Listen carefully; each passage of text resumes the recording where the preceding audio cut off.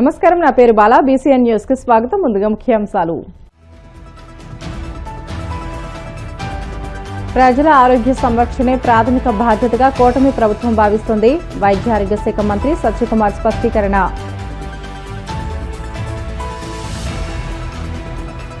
పులివెందుల ప్రజలు వైసీపీకి దిమ్మ తిరిగే తీర్పును ఇవ్వబోతున్నారన్న పల్లా శ్రీనివాసరావు. కూటమి గెలుపుపై ఎలాంటి అనుమానం అక్కర్లేదని వ్యాఖ్య.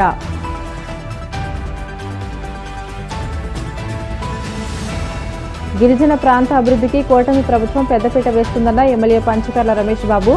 ఆదివాసులకు మౌలిక సదుపాయాల కల్పనకు కృషి చేస్తున్నట్లు వెల్లడి. విద్యార్థులు మత్తు పదార్థాలు ర్యాగింగ్ కు దూరంగా ఉండాలి. ఏలూరు ప్రొహిబిషన్ అండ్ ఎక్సైజ్ శాఖ డిప్యూటీ కమిషనర్ బోయపాటి శ్రీలత సూచనలు. ప్రజల ఆరోగ్య సంరక్షణే ప్రాథమిక బాధ్యతగా కూటమి ప్రభుత్వం భావిస్తుందని వైద్య ఆరోగ్య శాఖ మంత్రి సత్యకుమార్ యాదవ్ అన్నారు. తూర్పుగోదావరి జిల్లా రాజమహేంద్రవరం జీజీహెచ్, ఎంసీహెచ్ బ్లాకుల్లో కొత్తగా ఏర్పాటు చేసిన ఎస్ఎన్సీయూ, పీఎన్సీయూ తదితర విభాగాలను ఆయన ప్రారంభించారు.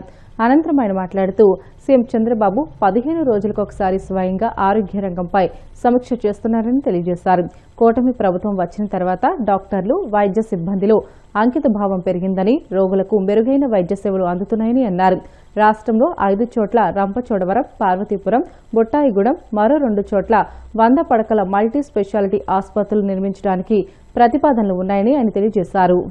వాళ్ళ ఆరోగ్య సంరక్షణ తీసుకునే బాధ్యత ఇవాళ కూటమి ప్రభుత్వం చంద్రబాబు నాయుడు గారి నాయకత్వంలో, పవన్ కళ్యాణ్ గారి నాయకత్వంలో, నరేంద్ర మోడీ గారి ప్రభుత్వ సహకారంతో రాష్ట్రంలో చేస్తూ ఉంది. దీంట్లో భాగంగా మనం ఇవాళ చూసాం, రాజమండ్రిలో ఈ కొత్త పీడియాట్రిక్ వార్డులో ఎటువంటి అదనపు సౌకర్యాలు కలుగుతున్నాయి. దానివల్ల ప్రజల్లో ఎటువంటి సంతృప్తికరమైన ప్రభావం పడుతుందనే విషయాన్ని మనం అర్థం చేసుకోవాలి. అయితే ఇప్పుడే ఒక మాట చెప్పారు, ఇక్కడ ఓపీ ఎమ్మెల్యే గారు చెప్తున్నారు, ఓపీ 800 నుంచి 1000 పెరిగిందంటే దానికి ప్రజల్లో విశ్వాసం పెరగడం కారణమని అంటుంటే, ఇటువంటి ప్రజల్లో సంతృప్తికరమైన వాతావరణం ఏర్పడడం ఇష్టం లేని ప్రతిపక్షం గత 5 సంవత్సరాల పాటు, నేను రాజకీయాలు మాట్లాడదలుచుకోవాలి కానీ, ఇటువంటి అసత్య ప్రచారాలు చేస్తున్నప్పుడు, విష ప్రచారాలు చేస్తున్నప్పుడు, తద్వారా ప్రజల్లో ఒక అపోహలు సృష్టించే ప్రయత్నం చేస్తున్నప్పుడు, తద్వారా నాణ్యమైన వైద్య సేవలకు ప్రజలను దూరం చేసే ప్రయత్నం జరుగుతున్నప్పుడు చెప్పాల్సిన అవసరం వస్తుంది. ఆరోగ్యశ్రీ సేవలు అందట్లేదు కాబట్టి ఇవాళ ప్రభుత్వ ఆసుపత్రుల మీద లోడ్ పెరుగుతోంది అనే విష ప్రచారం చేస్తున్నారు. ఇవాళ ఒకటే మీడియా మాధ్యమంగా నేను చెప్తున్నాను, గత సంవత్సరం రోజుల్లో మేము వచ్చిన నాటికి 2500 కోట్లు ఆశా ఆరోగ్యశ్రీ హాస్పిటల్స్ అసోసియేషన్ వాళ్ళకి 2500 కోట్లు నెట్వర్క్ హాస్పిటల్కి బాకీలు ఉన్నాయి. అవి తీరుస్తూ రెండో వైపు మౌలిక సదుపాయాల కల్పన మీద కూడా ప్రత్యేకంగా దృష్టి పెడుతున్నాం. ఇవాళ ఒక్కొక్క హాస్పిటల్ క్యాన్సర్ సెంటర్ని కర్నూలు మొదలు పెట్టాం, కడపలో క్యాన్సర్ సెంటర్ని మొదలు పెడుతున్నాం, కేజీహెచ్లో క్యాన్సర్ సెంటర్ని మొదలు పెడుతున్నాం, ఒంగోలు కడపలో క్యాత్ ల్యాబ్స్ని మొదలు పెడుతున్నాం, కడపలో సూపర్ స్పెషాలిటీ సేవలను అందుబాటులో తీసుకొస్తున్నాం. ఇవన్నీ కాకుండా దాని కారణంగానే ఓపీ సేవలు కానీ ఐపీ సేవలు పెరుగుతున్నాయి. 3200 డయాగ్నోస్టిక్ ఎక్విప్మెంట్లు కేవలం 1 సంవత్సరం కాలంలో ప్రభుత్వం అనేక ఆసుపత్రులు ఏర్పాటు చేసిందంటే మీరు అర్థం చేసుకోవచ్చు. అనలైజర్ దగ్గర నుంచి అతి ఖరీదైన సిటీ సిమ్యులేటర్ల దాకా, లీనాక్ మిషన్ల దాకా కూడా అతి ఖరీదైన పరికరాలను కూడా, వైద్య పరికరాలను కూడా కొనడం జరిగింది. అయినప్పటికీ కూడా వీళ్ళు చేస్తున్న ప్రచారం అసత్యం అని చెప్పడానికి ఏంటంటే కారణం, ఆరోగ్యశ్రీ ఆపేశారని ఒక పత్రికలో రాశారు. ఆరోగ్యశ్రీ ఆపేశారు, పూర్తిగా ప్రజలు విలువలేడిపోతున్నారు, ఎక్కడ బయట తిరగట్లేదు, అది ఇది అన్నట్టు మాట్లాడారు. ఆ రోజు నేను చూశాను ఎంత జరిగింది. ఈరోజు ప్రియాథరైజేషన్స్ ఎంత జరిగాయి? 6500 ప్రియాథరైజేషన్లు జరిగాయి. మామూలుగా సగటున ప్రియాథరైజేషన్లు రోజు ఎంత జరుగుతాయి? 5 నుంచి 5500 వరకు జరుగుతాయి. అడ్మిషన్స్ ఎన్ని జరుగుతాయి? 6000 నుంచి 6200 ఈరోజు జరిగాయి. సగటున ఎంత జరుగుతాయి? 5000 దాకా జరుగుతాయి. వీళ్ళు ఏదైతే వాళ్ళు నెట్వర్క్ హాస్పిటల్స్ వాళ్ళు నోటీస్ ఇచ్చి ఆపేశారని విషప్రచారం, ఆపనే లేదు, విషప్రచారం చేశారో ఆనాడు 1500 ప్రియాథరైజేషన్లు పెరిగాయి, దాదాపు 1000 అడ్మిషన్లు పెరిగాయి. ఇవాళ మీరు సగటున ఏ నెట్వర్క్ హాస్పిటల్స్లో చూసినా కూడా ఇవాళ అడిగితే 7000 ప్రతిరోజు 7000 ప్రియాథరైజేషన్లు, అడ్మిషన్లు జరుగుతున్నాయి సగటున. మీరు ఇక్కడ ఈ ప్రాంతానికి సంబంధించిన వారే ఆశా హాస్పిటల్స్ అసోసియేషన్కి అధ్యక్షులుగా ఉన్నారు విజయ్ కుమార్ గారిని అడిగితే, మీరు మీడియా మిత్రులు అడిగితే తెలుస్తుంది, అయ్యా దీని ప్రభావం ఏమైనా పడిందా, వైద్య సేవలు పెరిగాయా, వస్తున్న వారి సంఖ్య పెరిగిందా తగ్గిందా అడిగితే సమాధానం చెప్తారు. ఎందుకంటే గతంలో లాగా అవినీతి ఇప్పుడు లేదు, అవినీతి తగ్గుతూ వస్తుంది. ప్రభుత్వ ఆసుపత్రుల్లో ఓపీ సేవలు పెరుగుతున్నాయి, డాక్టర్లు అందుబాటులోకి వస్తున్నారు. ఇవన్నీ కారణంగా అయితే ఈ మంచి పేరు ప్రజల్లో ఇటువంటి ప్రభుత్వం పట్ల ఒక మంచి ప్రభుత్వం అనే భావన ప్రజల్లో నెలకొంటున్న తరుణంలో ఇటువంటి విష ప్రచారం చేస్తున్నాం. పులివెందుల ఒంటిమిట్ట జడ్పీటీసీ స్థానాల్లో ఉప ఎన్నికల్లో టీడీపీ గెలుపొంది చరిత్ర సృష్టించబోతుందని ఆ పార్టీ రాష్ట్ర శాఖ అధ్యక్షుడు పల్లా శ్రీనివాసరావు అన్నారు. అక్కడ సుమారు 30 ఏళ్ల తర్వాత ప్రజాస్వామ్య పద్ధతిలో ఎన్నికలు జరిగాయని, ఇది రాష్ట్ర రాజకీయ చరిత్రలో ఒక ముఖ్యమైన పరిణామంగా నిలుస్తుందని చెప్పారు. మంగళగిరి టీడీపీ కేంద్ర కార్యాలయంలో ఆయన మీడియాతో మాట్లాడారు. గతంలో నామినేషన్ వేయాలన్న ప్రాణభయం ఉండేదని, ఈసారి అభ్యర్థులు స్వేచ్ఛగా పోటీ చేసే పరిస్థితి ఏర్పడిందని అన్నారు. 2 జడ్పీటీసీ స్థానాల్లో 11 చొప్పున నామినేషన్లు దాఖలు అయ్యాయని తెలియజేశారు. ఇది వైసీపీ లక్కీ నెంబర్ అని ఎద్దేవా చేశారు. ఎన్నికల కమిషనర్ నీలం సాహ్ని టీడీపీకి వత్తాసు పలుకుతున్నారని వైసీపీ నేతలు ఆరోపిస్తున్నారని, ఆమె వారి హయాంలోనే నియమితులయ్యారన్న విషయాన్ని పల్లా శ్రీనివాసరావు గుర్తు చేశారు. ఏదైతే పులివెందులలో అలాగే ఒంటిమిట్టలో జరుగుతున్నటువంటి జెడ్పీటీసీ ఎలక్షన్స్ ఒక చారిత్రాత్మకమైనటువంటి మలుపు తీసుకోబోతుంది. గతంలో ఎవరైనా సరే పులివెందుల్లో నామినేషన్ వేయాలన్నా లేకపోతే ఓట్లో ఎలక్షన్ లో పోటీ చేయాలన్నా ప్రాణాలపైన ఆశలు ఒదుకునేటువంటి పరిస్థితి ఉండేది. అలాంటి పరిస్థితి ఉండేది. కానీ ఈ రోజు ప్రజాస్వామ్యబద్ధంగా ఎలక్షన్ అక్కడ జరిగింది. గతంలో ఎవరైనా సరే పులివెందుల్లో పోటీ చేయాలి అన్నా లేకపోతే ఆలోచన చేసిన వారిపైన దాడులు చేయడం, అలాగే అరెస్టులు చేయడం, వాళ్ళని నామినేషన్ వేయకుండా నియంత్రించడం, అనేక విధాలైనటువంటి దారుణాలు మరి పాల్పడినటువంటి పరిస్థితి ఉండేది. కానీ ఈరోజు ఆ పరిస్థితికి భిన్నంగా స్వేచ్ఛగా నామినేషన్ వేసి ఎలక్షన్లు జరుగుతున్నటువంటి సందర్భం మీరు గమనించాలని చెప్పి ఈ సందర్భంగా తెలియజేస్తున్నాం.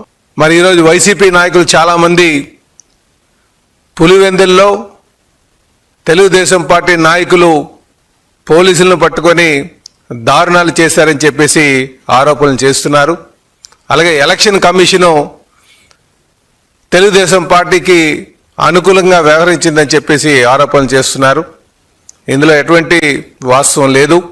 ఎందుకంటే ఎలక్షన్ కమిషన్ సంబంధించి ఎవరైతే ఈరోజు స్టేట్ ఎలక్షన్ కమిషన్ ఉన్నారో వారు నీలం సాహ్ని, వారైతే వైసీపీ గవర్నమెంట్లో వచ్చినటువంటి కమిషనర్ గారే, వారే ఈ రోజు వరకు కూడా నడుపుతున్నారన్న సంగతి మీరు గమనించాలని చెప్పి తెలియజేస్తున్నా. కనుక తెలుగుదేశం పార్టీ కమిషనర్ని తీసుకొచ్చి పెట్టినటువంటి పరిస్థితి అక్కడ లేదు అన్నది చెప్పడం మా ఉద్దేశం అని చెప్పి తెలియజేస్తున్నాం. గిరిజన ప్రాంతాల అభివృద్ధికి కూటమి ప్రభుత్వం పెద్దపీట వేస్తుందని పెందుర్తి ఎమ్మెల్యే పంచకర్ల రమేష్ బాబు అన్నారు. అల్లూరి సీతారామరాజు జిల్లా చింతపల్లిలో పర్యటించిన ఆయన ఓ ప్రైవేట్ ఫంక్షన్ హాల్లో జనసేన జిల్లా కార్యకర్తలతో సమావేశమయ్యారు. ఈ సందర్భంగా ఆయన మాట్లాడుతూ మన్యంలో జనసేన జెండా రెపరెపలాడాలని అన్నారు. ఆదివాసులకు మౌలిక సదుపాయాల కల్పనతో పాటు 100% రిజర్వేషన్ కల్పించేందుకు ప్రత్యేక జీవో తీసుకురావడానికి ప్రభుత్వం చర్యలు తీసుకుంటున్నట్లు తెలియజేశారు. జనసేన కార్యకర్తలు ప్రజల మధ్య నిత్యం ఉండాలని అన్నారు. స్థానిక సంస్థల ఎన్నికల్లో సీట్లు ఇప్పించే బాధ్యత తనదని, గెలిచే బాధ్యత కార్యకర్తలు తీసుకోవాలని అన్నారు. పార్టీ నియమ నిబంధనలు కార్యకర్తలు విధిగా పాటించాలని సూచించారు. ఈ ప్రాంతానికి అడవి బిడ్డలుగా మిమ్మల్ని ఆదుకోవాలని చెప్పి ఏజెన్సీ ప్రాంతానికి ఆయన ఇస్తున్న ప్రయారిటీ, టోలీ మోతలు లేని సమాజాన్ని తీసుకురావాలని ఆయన పడుతున్న తపన. నిన్న కాదు మొన్న మళ్ళీ 1000 కోట్లు ఈ ఏజెన్సీకి ఇవ్వాలని చెప్పి ముఖ్యమంత్రితో వాదవాడు మళ్ళీ 1000 కోట్లు సాధించుకున్నాడు. ఆయన ఎట్టి పరిస్థితుల్లో ఆయన చాలా ప్రాంతాలకి, ఈ ఏజెన్సీలో కొన్ని ప్రాంతాలకి మహిళలకు కాళ్ళకి చెప్పులు పంపించాడు, పండగ బట్టలు పంపించాడు అంటే వాళ్ళకి లేదని కాదు, మీరు నాకు గుర్తున్నారు, మీకు అండగా ఈ అన్న ఉన్నాడు అని చెప్పి తెలియజేసి మరి దేశమంతా రాష్ట్రం అంతా పంపించకుండా ఏజెన్సీ ప్రాంతానికి ఎందుకు పంపిస్తున్నాడంటే ఏజెన్సీ ప్రాంతం వల్ల ఆయనకున్న మక్కువ, మీ పట్ల ఆయనకున్న నిబద్ధత తెలియజేయడం కోసం. వచ్చే ఎలక్షన్లో ఏజెన్సీలో పవన్ కళ్యాణ్ గారు పార్టీ జనసేన నుంచి ఎక్కడ ఏ ఎలక్షన్లో ఏ అభ్యర్థిని పెట్టినా కళ్ళు కనపడిన ముసలోళ్ళు, కుంటోళ్ళు, గుడ్డోళ్ళు కూడా పవన్ కళ్యాణ్ గారి పార్టీకి ఓటేసే విధంగా పార్టీని తయారు చేయమని చెప్పి నేను కోరుతా ఉన్నాను. మన నాయకుడికి చిత్తశుద్ధితో ముందుకు వెళ్తా ఉన్నాడు. ఒక ప్రేమతో, అభిమానంతో ఈ ప్రాంతాన్ని దత్తత తీసుకునే విధంగా ఆయన వెళ్తా ఉన్నాడు. దాన్ని మీరు అవకాశాన్ని అలా విడిచిపెట్టుకోవాలి.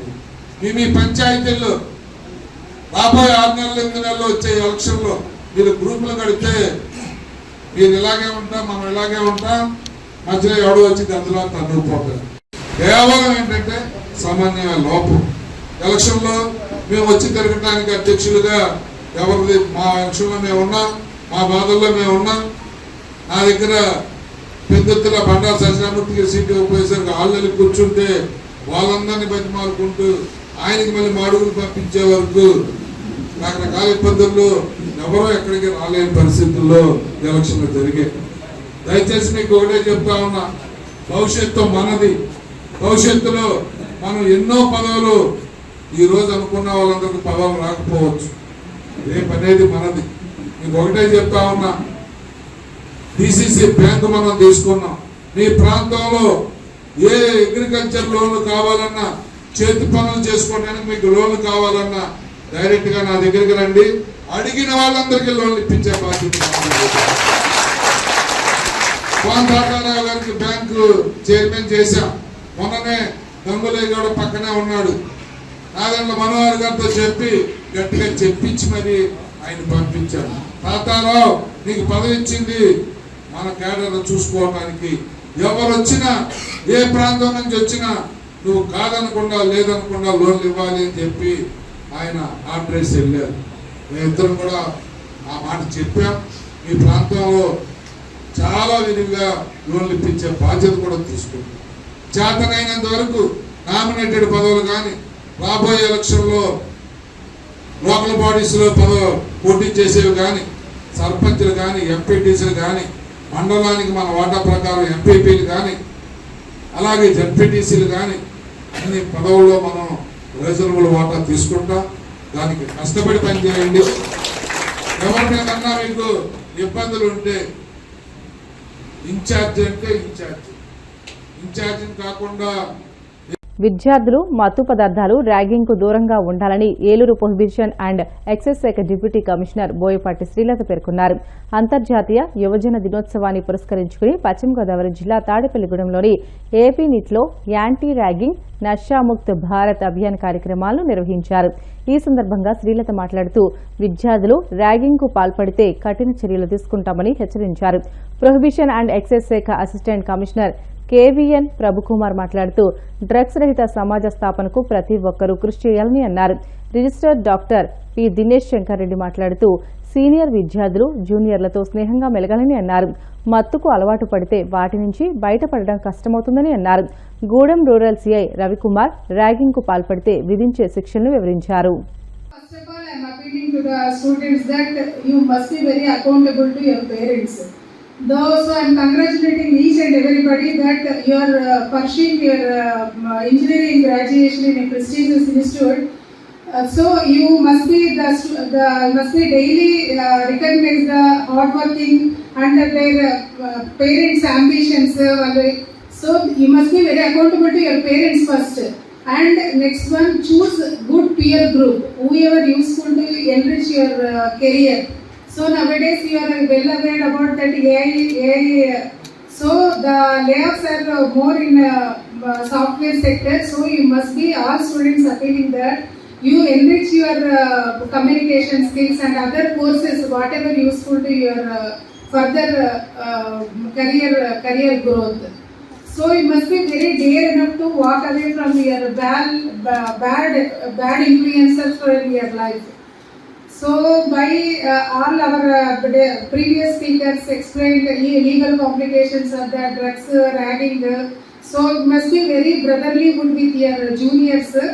Don't be very cruel and brutally behavior with your co-students. So I am wishing you all people will complete your graduation and by successful student. Thank you. బులెటిన్లో షార్ట్ బ్రేక్ తీసుకుందాం. Stay with us.